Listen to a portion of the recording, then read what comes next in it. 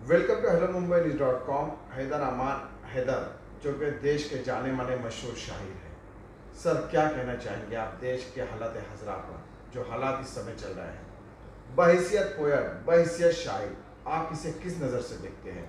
क्या महसूस करते हैं? देखिए, देश के हालात ठीक चल रहे हैं। देश के हालात, देश तरक्की कर रहा है, देश आगे बढ़ रहा है, दुनिया में आपकी पहचान बन रही है। और अगर आप मुझसे पूछें कि हम क्या सोचते हैं कि रुखे हिंदोस्तान को जब चमकता देख लेते हैं, रुखे हिंदोस्तान को जब चमकता देख लेते हैं, हम अपनी दुनिया में हरसों उजाला देख लेते हैं। हम अपनी दुनिया में हरसों उजाला देख लेते हैं। वतन की खाक से बढ़कर कोई दौलत नहीं होती, वतन की खाक में हम भी ख़जाना देख लेते हैं। जो मेरे हम वतन परदेसी हैं मेरी तरह हैदर, वतन जब याद आता है तिरंगा देख लेते हैं। तो देश के हालात ठीक चल रहे हैं, देश आगे जा रहा है, देश तरक्की कर रहा है, डेवलपमेंट हो रहा है देश में। और पिछले 70 सालों में जो डेवलपमेंट हुआ है उसको आगे बढ़ा रही है सरकार। तो आप एक प्रोग्रेस ग्रोथ पे जा रहे हैं। What else you needed? देश की जो लार्जेस्ट माइनॉरिटी है, जब से बीजेपी मोदी गवर्नमेंट सत्ता में आई है, वो अपने आप को काफ़ी इनसिक्योर महसूस कर रही है।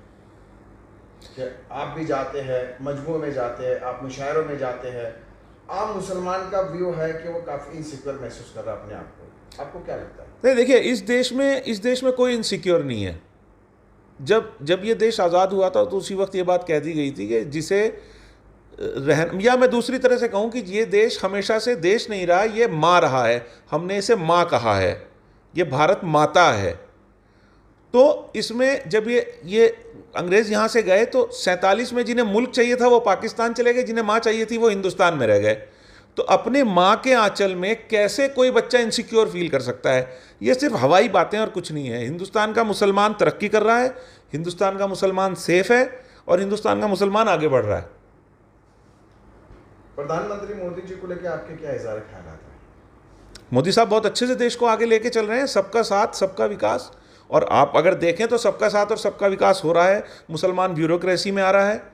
अगर हिंदू ब्यूरोक्रेसी में आ रहा है तो मुसलमान हर कम्युनिटी ब्यूरोक्रेसी में आ रही है। हर कम्युनिटी हर फील्ड में आगे है। आज की तारीख में महिलाएं फाइटर जेट उड़ा रही हैं। आज की तारीख में एनडीए में लड़कियों की एंट्री हो रही है। तो इससे आप ग्रोथ कर रहे हैं। तो ये सब प्रधानमंत्री जी का चलाया हुआ एक प्रयास है। और जिस तरह से प्रधानमंत्री जी देश को आगे ले जा रहे हैं, अगले मुझे लगता है अगले 10-15 सालों में देश बहुत तरक्की कर जाएगा।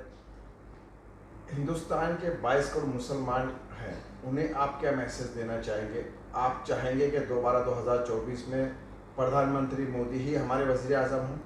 देखिए, मेरा कोई ताल्लुक़ किसी सियासी पार्टी से नहीं है। मैंने पहले भी लोगों से ये कहा है, मैं आज भी कहता हूँ कि एक लाइन खींच लें। एक अच्छा काम और एक जो आपको पसंद नहीं आया उसका आप नंबरिंग करते चले जाएं। आखिरी में टोटल कर लें। अच्छा काम है तो आप वोट करें, कम अच्छा काम नहीं है तो आप ना वोट करें। डेमोक्रेसी है, दुनिया की सबसे बड़ी डेमोक्रेसी है। और मैं दावा करता हूं कि आपको अच्छे काम ही ज़्यादा मिलेंगे। आज आप निकल जाइए। मैं बॉम्बे में निकला बाहर, क्या डेवलपमेंट हो रही है? मैं बहुत अच्छी डेवलपमेंट हो रही है बॉम्बे में। आपको लगता है कि मुसलमान ने विकास के साथ जुड़ना चाहिए? विकास हो रहा है देश में? सर, हिंदू मुसलमान की तो बात ही नहीं है यहाँ पे। तो आप सबसे पहले हिंदुस्तानी हैं। आप हिंदू मुसलमान की बात क्यों कर रहे हैं? आप ये बात करिए ना कि आप हिंदुस्तानी हैं। मैं हैदर अमान हैदर, मैं ये कहता हूँ मैं हिंदुस्तानी मुसलमान हूँ। तो ये तो धरती माँ है। इसके बच्चों के नाम अलग हो सकते हैं, लेकिन इसकी माँ का प्यार सबके लिए एक ही रहेगा।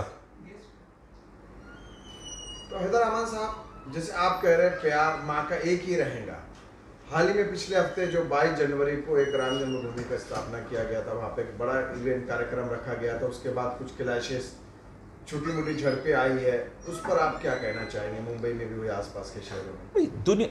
देखिए, दुनिया में हर तरह के रोग हैं। अगर कोई तरक्की कर रहा है तो कोई दूसरा आदमी उससे जल भी रहा है ना। राम मंदिर का जब फैसला आया, सब मुसलमानों ने उसे एक्सेप्ट किया। आज सब खुश हैं, राम मंदिर बन गया। अब भारत तरक्की की ओर चल रहा है। ये छोटी मोटी घटनाएं तो ये छुट भैया अपना फ़ायदा उठाने के लिए हो रही थी और कुछ भी नहीं। आज शांति है, देश आगे बढ़ रहा है। हर आदमी को उसके साथ चलना ज़रूरी है। और आपको अपने प्रधानमंत्री के साथ चलना ही चाहिए, क्योंकि वो देश के विकास की बात करें। नरेंद्र मोदी देश के विकास की बात करें ना करें, डजंट मैटर। बात कर रहे हैं प्रधानमंत्री, और प्रधानमंत्री की इज्जत हमारे सर माथे पर। तो माननीय प्रधानमंत्री जिस तरह से देश को लेकर आगे चल रहे हैं, हिंदू मुसलमान सिख ईसाई को सबसे पहले ये सोच के कि ये भारत माता है और हम इस माँ के बच्चे हैं, 4 बच्चों के नाम अलग हो सकते हैं पर माँ का प्यार जुदा नहीं हो सकता, उसी तरह से हिंदू मुसलमान सिख ईसाई हिंदुस्तान में हो सकते हैं, लेकिन सबके लिए भारत माता का प्यार एक ही है। प्रधानमंत्री जी के लिए सब उनके लोग हैं। वो प्रधानमंत्री ये नहीं कह रहे हैं कि वो हिंदू है वो मुसलमान है, प्रधानमंत्री सबके विकास की बात कर रहे हैं।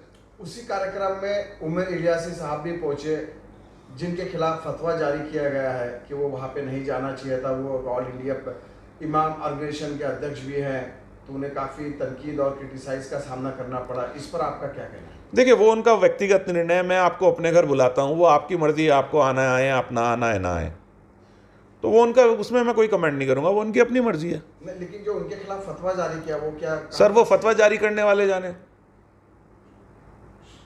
जब अल्लाह कहता है मैं आदिल हूँ, जब अल्लाह कहता है मैं आदिल हूँ, तो उसकी अदालत में सबूतों की ज़रूरत नहीं है। जो सही होगा उसके लिए की फैसला वो करने वाला है, जो गलत है उसका ही फैसला वो करने वाला है। हैदर अमान साहब, किसी भी देश में इंटेलेक्चुअल थिंक टैंक का एक बड़ा रोल होता है उस देश को आगे बढ़ाने में। उसमें पत्रकार भी आते हैं, शायर भी आते हैं, कवि भी आते हैं, राइटर भी आते हैं। आप एक ये कहेंगे कि एक लिटरेचर की दुनिया से आते हैं, आप एक बामुकाम एक शायर है। आपका सुझाव, आपके मशवरे क्या है आज के हालात हाजरा पर हमारे मुस्लिम कौम को? देखिए, एक तो ये हालात हाजरा, वही देश नॉर्मल चल रहा है, आप नॉर्मल ज़िंदगी जी रहे हो ना, बम्बई में नॉर्मल चल रहा है। आपको विकास के साथ जुड़ के सरकार के साथ कंधे से कंधा मिला के चलना पड़ेगा। देश विकसित होगा, पूरा देश एक साथ विकसित होगा।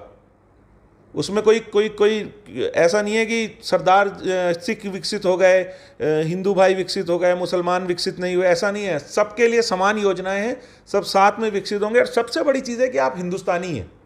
आपके लिए सबसे बड़े फ़ख्र का बायस ही है कि आप हिंदुस्तानी हैं, बाकी सब चीज़ें तो सेकेंडरी हैं। जब हिंदुस्तान का नाम ऊंचा जाएगा तो आपका नाम तो ऑटोमेटिकली ऊंचा जाएगा। मैं दुनिया भर में घूमता हूँ, जब भी पासपोर्ट दिखाओ अदब से नाम लेते हैं इमिग्रेशन वाले। अमेरिकन इमिग्रेशन इतनी रिस्पेक्ट से नाम लेता है। जाते जाते हमारे नाज़रीन के लिए कुछ आपके पसंदीदा अशार? देखिए, मैं एक गीत के 2-3 बोला बंद आपको सुना देता हूँ। है मेरा भारत देश महान, अहिंसा जिसकी है पहचान, हिंद की जय बोलो। यहाँ पर जन्मे अटल कलाम, कि दुनिया लेती जिनसे ज्ञान। हिंद की जय बोलो, सुरक्षित भारत सुबह शाम, के इसकी सेनाएं बलवान। हिंद की जय बोलो, मैं अपने कलम को करूं सलाम, जो लिखे भारत माँ की शान। हिंद की जय बोलो। और मैंने ये बात हमेशा मैं कहता हूँ कि मैंने अपने दादा से पूछा था कि वो 47 में पाकिस्तान क्यों नहीं गए, तो उन्होंने मुझसे कहा था कि हम जद्दी पुश्ती मुजफ्फरनगर में रह रहे हैं और अपना घर छोड़ के कोई किराए के घर में रहने नहीं जाता है। तो जो भी गया है वो आज तक महाजिर है, और हम कल भी भारतीय थे, हम आज भी भारतीय हैं और हमेशा भारतीय रहेंगे। है मेरे दादा का एहसान, तिरंगा हैदर की पहचान। हिंद की जय बोलो। तो क्या आप अपना भारतीय होने का आपको गर्व है?